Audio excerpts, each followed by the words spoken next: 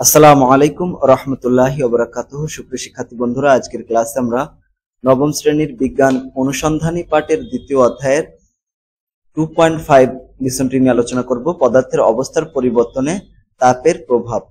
তো পদার্থের অবস্থার পরিবর্তন মানে কি? কঠিন থেকে তরল হবে, তরল থেকে আবার বাষ্প হবে। এটা হচ্ছে পদার্থের অবস্থার পরিবর্তন। আমরা এই পাশে একটা চিত্র দেখতে পাচ্ছি। এই চিত্রের মাধ্যমে যেটা বোঝানো হয়েছে, দেখো এটা হচ্ছে কঠিন পদার্থ। তো এই কঠিন পদার্থ থেকে যখন আমরা তাপ দিচ্ছি গলে যাচ্ছে, গলে যে এটা তরল পদার্থে পরিণত হচ্ছে, এবং এই তরল পদার্থকে যখন আরো তাপ দেওয়া হবে, মানে বাষ্পীভবন করা হবে, তখন কি হবে? সেটা বাষ্পে পরিণত হচ্ছে। তো অথবা আরেকটা কাজ হতে পারে, সেটা হচ্ছে এই যে কঠিন পদার্থ, এটাকে তাপ দিলে সরাসরি সেটা বাষ্পে পরিণত হচ্ছে, এবং সেই বাষ্পকে ঠান্ডা করলে সরাসরি সেটা আবার কঠিন পদার্থে পরিণত হচ্ছে, ঠিক না? এরকম হচ্ছে। তো এরকম যদি হয়, সেই ক্ষেত্রে এটাকে বলা হয় ঊর্ধ্বপতন। সমস্ত পদার্থকে তাপ দিলে সরাসরি কঠিন অবস্থা থেকে তরল অবস্থা প্রাপ্ত না হয়ে গ্যাসীয় অবস্থা বা বাষ্পীয় অবস্থা প্রাপ্ত হয়, এই সমস্ত পদার্থকে বলা হয় ঊর্ধ্বপাতিত পদার্থ বলা হয়, তাই না? দেখো, আমরা ইতিমধ্যে জেনে গেছি, সেটা হচ্ছে সব পদার্থ অণু পরমাণু দিয়ে গঠিত, তাই না?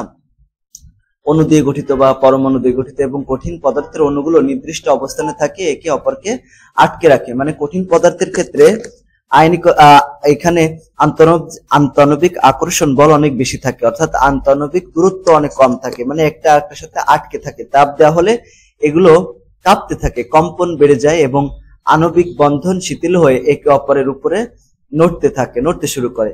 এটাকে আমরা কি বলি? এটাকে আমরা তখন তরল বলি। মানে কঠিন পদার্থ থেকে তখন তরলে পরিণত হয়। কখন তরলে পরিণত হয়? যখন তাপ দেওয়া হয়। তাপ দিলে ওর অণু পরমাণুগুলো কাঁপতে শুরু করলে তাদের মধ্যে আন্তঃনবিক শক্তি কমে যায় এবং আন্তঃনবিক দূরত্ব বেড়ে যায়। দূরত্ব বেড়ে যাওয়ার কারণে দেখো অণু পরমাণুগুলো, এখানে যে অণুগুলো আছে কঠিন পদার্থে, দেখছো কাছাকাছি আছে, এদের মধ্যে কোনো ফাঁক নাই। যে এখানে দেখো একটা অনেক দূরে সরে গেছে, এদের ভিতরে অনেক ফাঁকা রয়েছে, অর্থাৎ আন্তঃনবিক দূরত্ব বেড়ে গেছে। আন্তঃনবিক দূরত্ব বেড়ে যায় কখন? যখন আন্তঃনবিক আকর্ষণ কমে যায়, ঠিক আছে? তো এরপরে যদি আরো তাপ দিই, তাপমাত্রা যদি আরো বাড়ায়, তখন কি হবে? দেখো, তাপমাত্রা যদি আরো বেড়ে যায়, তখন অণুগুলো মুক্ত হয়ে ছোটাছুটি করে, তখন আমরা সেটাকে কি বলি? গ্যাস বলি। তবে বিশেষ কঠিন পদার্থকে তাপ দিলে সেটি সরাসরি বাষ্পে পরিণত হয় বা গ্যাসে রূপান্তরিত হয়। এই পরিবর্তনগুলো ভৌত পরিবর্তন। আচ্ছা, তো যাদের ক্ষেত্রে হচ্ছে সরাসরি বাষ্পে পরিণত হয়, সেটাকে বলা হয় কি? ঊর্ধ্বপতন বলা হয়। এটাকে বলা হয় ঊর্ধ্বপতন।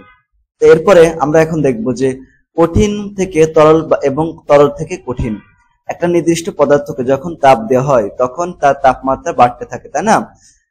তাপ যখন আমরা দিই, প্রথমে 0 ডিগ্রি থাকে, তারপরে 1 ডিগ্রি, 2 ডিগ্রি, 3 ডিগ্রি, এরকম 100 ডিগ্রি, 100, তারপরে 150, এরকম বাড়তে থাকে। তাপমাত্রা একটা নির্দিষ্ট মানে পৌঁছালে কঠিন পদার্থটিকে কি করে? গলতে শুরু করে। যেমন এখানে পানির ক্ষেত্রে 0 ডিগ্রি সেলসিয়াস তাপমাত্রা আনলে পানি কি করে? বরফ গলতে শুরু করে। তো বরফটা তো কঠিন, তো 0 ডিগ্রি সেলসিয়াস তাপমাত্রায় বরফ গলে পানিতে পরিণত হওয়া শুরু করে। তো এই প্রক্রিয়াটির নাম হচ্ছে গলন। যে প্রক্রিয়ার মাধ্যমে কোনো কঠিন পদার্থ গলতে শুরু করে, মেল্টিং বলা হয়। আমরা এক টুকরো বরফকে বাইরে রেখে দিলে সেটি চারপাশের বাতাস থেকে তাপ গ্রহণ করে কি করে? গলতে থাকে। যে তাপমাত্রায় গলন শুরু হয় সেটাকে বলা হয় গলনাঙ্ক। দেখো, একটা হচ্ছে গলন আর একটা হচ্ছে গলনাঙ্ক। গলনাঙ্ক হচ্ছে তাপমাত্রা, যে তাপমাত্রায় বরফ গলতে শুরু করে বা কঠিন পদার্থ গলতে শুরু করে, সেটাকে বলা হয় গলনাঙ্ক।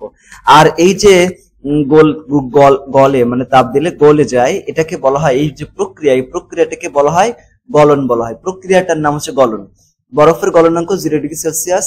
তাপ দিয়ে কঠিন থেকে তরল যেরকম রূপান্তর করা যায়, সেরকম তার উল্টো প্রক্রিয়াটাও ঘটে। তার মানে কি? তাপ সরিয়ে নিলে একটা তরল কঠিন হতে পারে, মানে একটা তরল পদার্থ আছে, সেখান থেকে যদি আমরা তাপ সরিয়ে নিই, তখন সেটা কি হয়ে যাবে? আবার তরলেও পরিণত হয়। তরল অবস্থা থেকে কঠিন অবস্থায় রূপান্তরিত হওয়াকে কঠিনীভবন বলা হয়। মানে তরল অবস্থা থেকে যখন কঠিন হবে কঠিন পদার্থ, তখন সেটাকে বলা হয় কি? কঠিনীভবন বলা হয় প্রক্রিয়াকে। জ্বলন্ত মোমবাতি থেকে যে গলিত মোম গড়িয়ে পড়ে, সেটি শীতল হয়ে আবার কঠিন হয়ে যায়, এটিকে কঠিনীভবনের একটা উদাহরণ। ওকে, তাহলে আমরা দেখলাম যে কঠিন পদার্থকে তরল পদার্থে হয়ে যায়, আবার তরল পদার্থ থেকে কঠিন পদার্থেও রূপান্তরিত হতে পারে। এখন তরল থেকে গ্যাস এবং গ্যাস থেকে তরল পদার্থকে তাপ দিলে তার তাপমাত্রা বাড়তে শুরু করে, এবং তাপমাত্রা বাড়তে বাড়তে এক সময়ে তরল পদার্থটির গ্যাসে রূপান্তরিত হয়ে যায়। মানে এদের আন্তঃনবিক দূরত্ব অনেক বেড়ে যায় এবং আন্তঃনবিক যে শক্তি সেটা অনেক কমে যায়। ঠিক আছে, এই প্রক্রিয়ার নাম হচ্ছে বাষ্পীভবন প্রক্রিয়া, ভ্যাপোরাইজেশন। এবং যে তাপমাত্রায় বাষ্পীভবন ঘটে তাকে স্ফুটনাঙ্ক বলা হয়। তো দেখো, স্ফুটনাঙ্ক হচ্ছে তাপমাত্রা, অর্থাৎ যে তাপমাত্রায় বাষ্পে মানে বাষ্পে পরিণত হয়। কে পরিণত হয়? তরল পদার্থে, বা এটাকে বলে স্ফুটনাঙ্ক। আর এটাকে, ঠিক আছে, এই প্রক্রিয়ার নাম হচ্ছে বাষ্পীভবন, আর তাপমাত্রাটাকে বলা হয় স্ফুটনাঙ্ক বলা হয়। ঠিক আছে, পানির স্ফুটনাঙ্ক হচ্ছে 100 ডিগ্রি সেলসিয়াস। তাপ দিয়ে তরল থেকে গ্যাসে যে রকম রূপান্তর করা যায় ঠিক তার উল্টাও করা যায়। তাপ সরিয়ে নিলে একটা গ্যাস তরলে পরিণত হতে পারে। একটা গ্লাসে কয়েক টুকরো বরফ রেখে দিলে আমরা দেখতে পাই গ্লাসের গায়ে কি করে জলীয় বাষ্প শীতল হয়ে বিন্দু বিন্দু হিসেবে জমা হয়। গ্যাসীয় অবস্থা থেকে এভাবে তরল অবস্থায় রূপান্তরিত হওয়াকে ঘনীভবন বলা হয়। তো এটাকে ঘনীভবন বলা হয়। এরপরে যেটা আমরা শিখবো সেটা হচ্ছে কঠিন থেকে গ্যাস এবং গ্যাস থেকে কঠিন। মানে যে প্রক্রিয়ায় কোনো কঠিন পদার্থকে তাপ প্রদান করা হলে সেগুলো তরলে পরিণত না হয়ে সরাসরি বাষ্পে পরিণত হয়, এই প্রক্রিয়াটাকে বলা হয় ঊর্ধ্বপতন প্রক্রিয়া। ঠিক আছে, আমরা কাপড়ে পোকা না ধরার জন্য যে সেখানে ন্যাপথলিন ব্যবহার করতে পারি, থাকে না, যে আমরা দীর্ঘদিন যদি আমরা কাপড় রাখি ট্রাঙ্কে বা হচ্ছে শোকেসে রেখে দিই, তখন কিন্তু আমরা ন্যাপথলিন ব্যবহার করি। তো কঠিন ন্যাপথলিনকে তাপ দিলে সেটি তরল না হয়ে সরাসরি বাষ্পে পরিণত হয় বা গ্যাসে পরিণত হয়। এটাকে বলা হয়, এই প্রক্রিয়াকে বলা হয় ঊর্ধ্বপতন। ঊর্ধ্বপতনের বিপরীত যে প্রক্রিয়াটা সেটা হচ্ছে অবক্ষেপ নামে পরিচিত। অবক্ষেপের মাধ্যমে কি হয়, ওই বাষ্পকে শীতল করা হলে সেটি তরল না হয়ে সরাসরি কঠিন পদার্থে পরিণত হয়।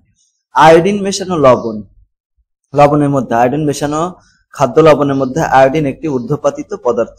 কাজেই এই আয়োডিন মেশানো খাদ্য লবণের মিশ্রণকে তাপ দিলে আয়োডিন সহজেই বাষ্পীভূত হয়ে যায়।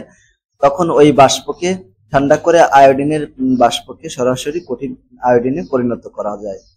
তাপ প্রদান অথবা অপসারণের মাধ্যমে কঠিন, তরল এবং গ্যাসীয় পদার্থের প্রসারণ বা সংকোচনের পরিমাণ আলাদা আলাদা হয়ে থাকে। যেমন গ্যাসীয় পদার্থের প্রসারণ মানে আয়তন প্রসারণ হয়, এটা সবচেয়ে বেশি হয়, তারপর তরল পদার্থের, তারপর হচ্ছে কঠিন পদার্থের। এখন আমরা দেখব পদার্থের অবস্থার পরিবর্তন। বরফ কিংবা মোমকে তাপ দিলে গলানো যায়, তাহলে সেগুলো গলার সময় তাপমাত্রার একই থাকে। অন্যান্য কঠিন পদার্থকে গলিয়ে তাপ তরল করতে গেলেও একই ঘটনা ঘটে। আচ্ছা, আমরা এখন এই প্রক্রিয়াটা দেখবো। মনে করো এখানে আমরা কোনো কিছুকে তাপ দিচ্ছি, ঠিক আছে, এখানে দেখো বরফকে মনে করো, বরফকে তাপ দেওয়া হচ্ছে। বরফের তাপমাত্রা মনে করো এখানে আছে -10 ডিগ্রি সেলসিয়াস।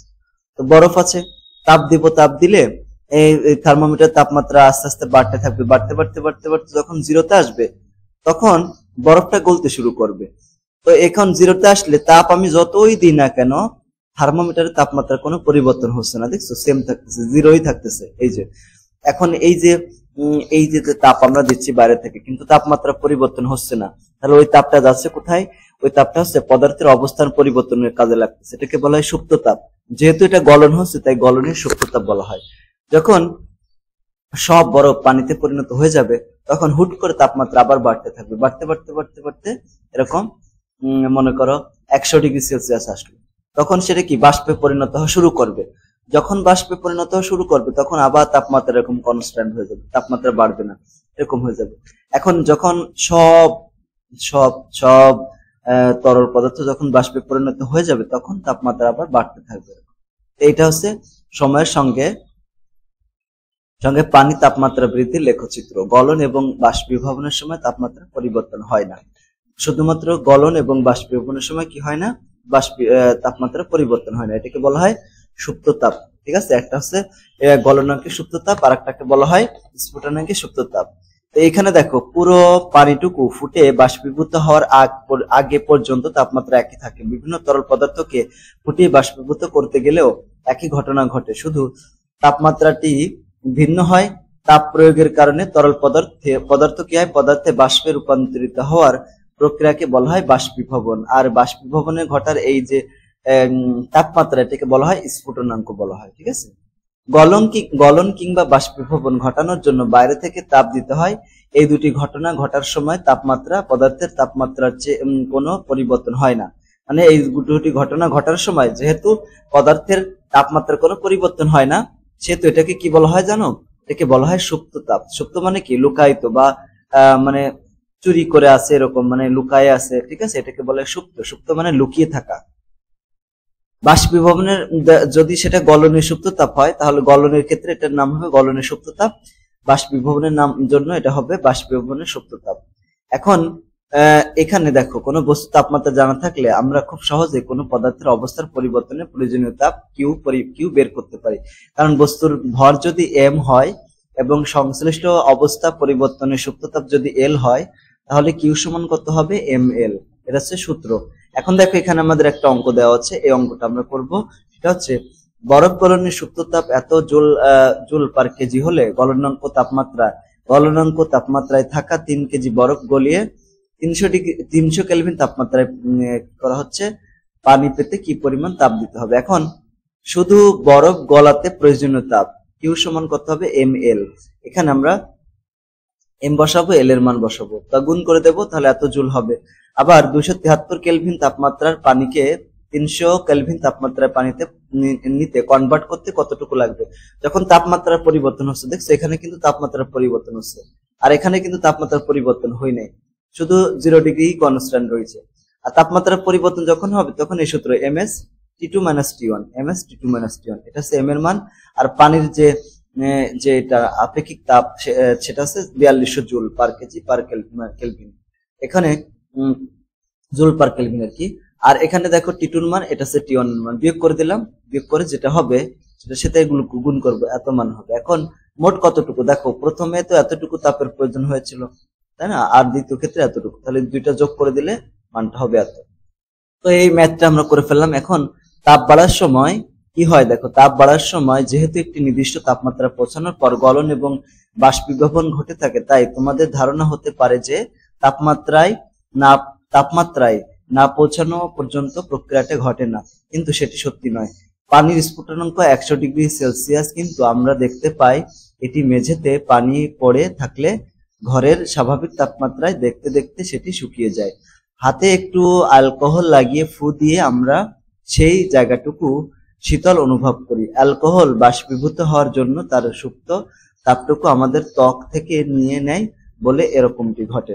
আমরা যদি পদার্থের আণবিক মডেলে ফিরে যাই তাহলে বিষয়টা বোঝা মোটে কঠিন নয়। একটি অণু যদি কোনোভাবে যথেষ্ট শক্তি পেয়ে যায় এবং তার কারণে যদি তার গতিশক্তি যথেষ্ট বেড়ে যায় তাহলে সেটি কঠিন কিংবা তরল পদার্থের পৃষ্ঠদেশ থেকে বের হয়ে আসতে পারে, ঠিক আছে। এখানে সেটাই বলা হচ্ছে যে একটা অণু যদি কোনোভাবে যথেষ্ট শক্তি পায় তখন তার কারণে তার গতি শক্তি বেড়ে যায় এবং গতিশক্তি বেড়ে গেলে সেটা কঠিন কিংবা তরল পদার্থের পৃষ্ঠদেশ থেকে সেটা বেরিয়ে বাইরে চলে যায়। কঠিন কিংবা তরল পদার্থের পৃষ্ঠদেশে যেহেতু অসংখ্য অণু ক্রমাগত আঘাত করছে, তাই এদের আঘাতে কোনো কোনো অণু মুক্ত হয়ে যাবার মতো শক্তি পেয়ে যায়। আমরা সবাই এই প্রক্রিয়াটিকে দেখেছি, যে ওই যে দেখেছি, দেখো অনুক্রমণ শক্তি বেড়ে যায়, ঠিক আছে। পানির বাষ্পীভবনের সময় পানি যেরকম তার বাষ্পীভবনের সুপ্ত তাপটুকু নিয়ে নেয়, তার উল্টোটাও ঘটে। হ্যাঁ, বাষ্প যখন পানির কণায় পরিণত হয় তখন বাষ্পীভবনের সুপ্ত তাপটুকু তাপ হিসেবে ফিরিয়ে দেয়, মানে নিয়ে নেয় সেটা। ঘূর্ণিঝড়ের সময় পানি কি করে? সমুদ্রের পৃষ্ঠদেশ থেকে বাষ্পীভবনের সুপ্ত তাপ নিয়ে জলীয় বাষ্পে পরিণত হয়ে উপরে উঠে যায়। সেখানে শীতল হওয়ার পর জলকণায় পরিণত হওয়ার সময় বাষ্পীভবনের সুপ্ত তাপটুকু শক্তি হিসেবে বের হয়ে আসে। এই শক্তি ঘূর্ণিঝড়ে প্রচন্ড শক্তি হিসেবে কাজ করে। তো এটা ছিল আজকের আলোচ্য বিষয়সমূহ। ইনশাআল্লাহ পরবর্তী ক্লাসে আমরা 46 নম্বর পেজের তাপ গতিবিদ্যা এখান থেকে লাস্ট পর্যন্ত আলোচনা করবো ইনশাআল্লাহ। আজকের ক্লাসটি পর্যন্ত, সকলে ভালো থাকবে, সুস্থ থাকবে সেটা দোয়া করি। এবং আজকের ক্লাসটি যদি ভালো লেগে থাকে তাহলে আমাদের চ্যানেলটি সাবস্ক্রাইব করে ক্লাসটি বন্ধুদের সাথে শেয়ার করে দিও। সকলকে ধন্যবাদ। আসসালামু আলাইকুম ওয়া রাহমাতুল্লাহি ওয়া বারাকাতুহু।